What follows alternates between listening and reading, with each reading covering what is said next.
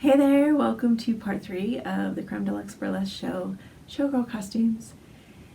So if you missed part 1 or part 2, some of this may or may not make sense. This is all about the stats of the costumes. So I made 9 Showgirl costumes for this burlesque show that I produced in 2016. 8 of which were going to be used on stage. 1 was for the understudy because they were all different sized girls. So I made 9 G-strings, 9 of these guys. I made 10 sets of pasties. I bought 10 sets of necklace and earring sets, and then I made 9 little headpieces. And again, it's just like a comb with horsehair to pin into your head.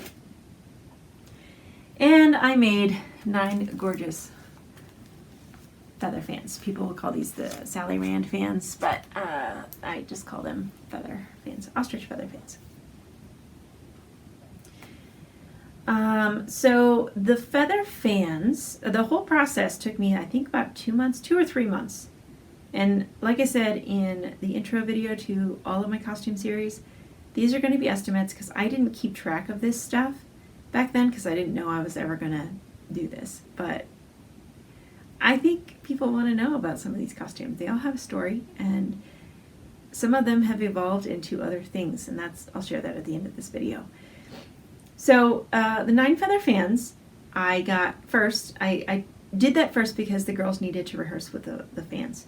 So I did it over, I think it was 3 days, and I spent the time doing the laser cutting of the staves. So I cut the staves, and that, you just set up the file and you tell the laser cutter to cut this many. So 13 times 9, whatever the math is there. So that machine was going, and I was just feeding acrylic sheets through to get it to go. Once I got the staves cut, I had to clean the feathers. And so once I cleaned the feathers, steamed them, because some of them were kind of like curving different ways, then I had to select them out. And so the whole process of making the feather fans took about 3 days. And I would say I got home from work at like 5 or 6, and then I worked till like 10. And I just was like a machine making these fans. So about 15 hours on the fans, and super exciting that I even got them done. And the 9 G-strings, the total time probably was a month because I outsourced the embroidery appliques to my sister, and I think she took 2 weeks to make all of those pieces. It's a lot of work. And I think I paid her really cheap, like not even enough. I can't even remember, but I had to wait for those pieces, but while I was waiting, I was doing the fitting and the sewing and the threading the elastic through the casing, because this is a casing, and I didn't talk about that in the last video. This is a casing that has elastic in it. And that is so that when the elastic wears out and the stretch goes away, you can just take the elastic out and thread new elastic in. You don't have to make a new G-string. That's why I make the G-strings that way, and that's why they made them that way in the show, in Jubilee and all the big shows many, many years ago.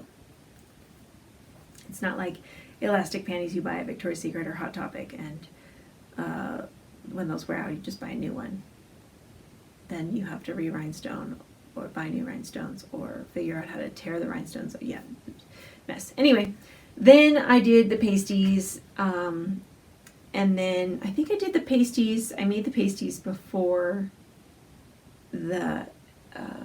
we did the rhinestone party for this, because I wanted those done before I started these, and I had to hand sew all the appliques on before they were embellished. So I think it took me 2 or 3 weeks a month, for the G-strings, the total time. And then the hair pieces were a little bit more of a pain in the ass. I had to, get the buckram piece ready and I found these cheap little feathers. And then I didn't want to just put a clip. I wanted to make sure they were like a comb and that they had horsehair so that the girls could pin them into their hair. So I'm a big proponent of no costume malfunctions on stage because I believe all costume malfunctions can be avoided. Not always, but a majority of the time. So not only was it a comb, but they also had these things because clips break and you can't pin it into your head, and so that's how I made this. But so let's talk about the cost. So I was actually shocked when I went back and I looked at my purchases. I went to my purchase history and I saw how much money I spent on rhinestones, and I was actually kind of shocked, but the total cost of rhinestones was only $324.50. That's how much I spent on rhinestones for this. And like I said, they were packets. So like it wasn't just a gross of rhinestones, it was 10 gross of rhinestones. So I ordered size 9, 12, 16, 20, and 34. And those are the different sizes that are seen on. Because of the mirrors, that would have been a 34 on my regular pasty design. But, so it was not,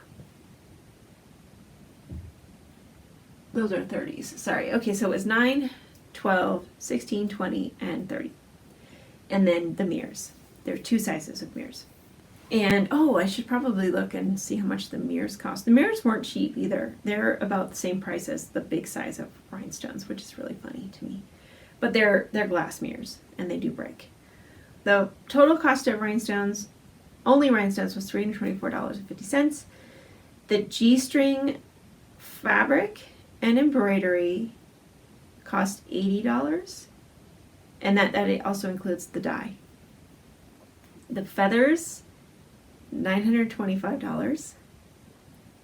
The staves were $58, so that's the plastic, and then my time. I didn't pay myself for any of this. The hardware was $50. The necklaces were, they're more expensive. They were more than I thought. $105.50 for the necklaces and earrings. So grand total for this entire act was $2,937.51. That's how much it cost to do this act for 8 girls for one night.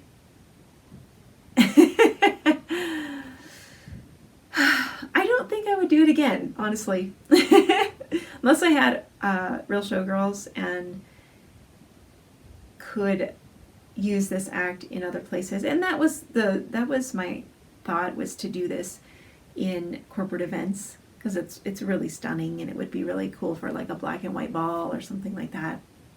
But I wouldn't ever invest that much in a multiple girl act unless I had an investor.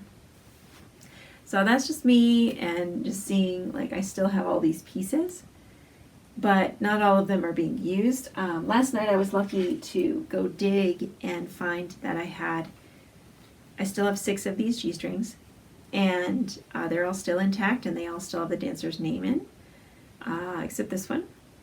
I just took it out because I am going to take it over and wear it for my show on Saturday. I'm recording this before February 1st, but I did a show for Isolation Cabaret for the Westlake Dance Center, and hopefully I get to perform again. I will edit later, or add later, but I'm gonna add more rhinestones to this, and yeah, that's a whole other story.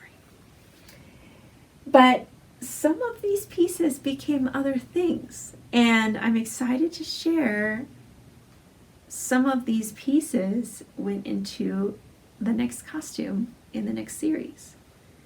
So the next series debuts next week, and it's going to be all about this gorgeous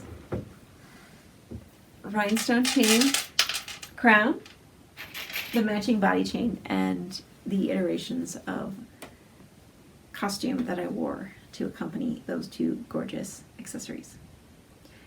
So stay tuned for that, and I will see you next time.